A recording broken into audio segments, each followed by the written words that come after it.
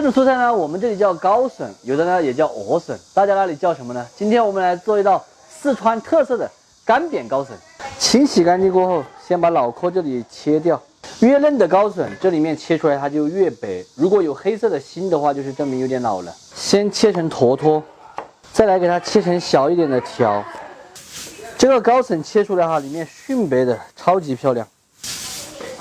再来一点梅干菜，用清水轻轻的泡发一下。再来准备一点半肥半瘦的这个猪肉，切一下后来宰碎。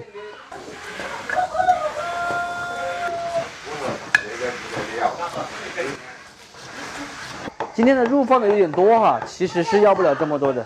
再来准备一点姜葱蒜末、干花椒、太和豆豉，再来一点干辣椒统统。起锅烧油，稍微多一点点。高笋要给它过一下油，等一下炒起来才快。油温度趁热，下高笋过一下油。这一步主要就是把它炸熟，和咱们干煸四季豆的做法是一样的。炸至高笋的这个表皮开始起皱褶就可以了，露出来控油。锅里面留一点底油，下宰好的肉末，先来给它炒散。肉末炒香过后，把梅干菜放下去，一定要控干水分的哈。也可以用我们四川的芽菜或者是盐菜切碎，再来下小料，一起的给它翻炒均匀。来2滴老抽酱油，全部都炒香后下入高笋，调味来一点糖、盐、鸡精，继续用大火翻炒均匀。大约煸炒1分钟后，淋一点芥黄花椒油、香油，再次的翻炒均匀就可以关火出锅了。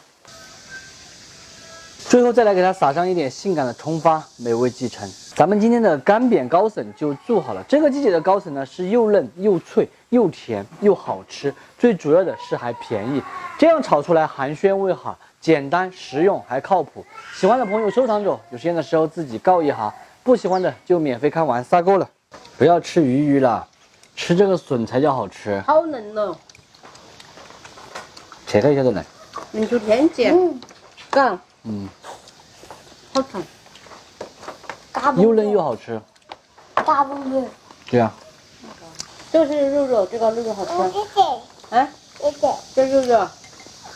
它有什么东西啊？它以为是肉。这个才是肉。妈妈，这个才是肉。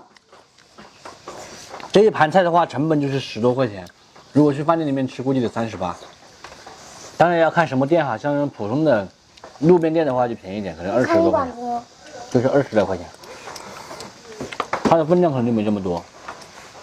今天外面好凉快。对，从我打牌都回来了。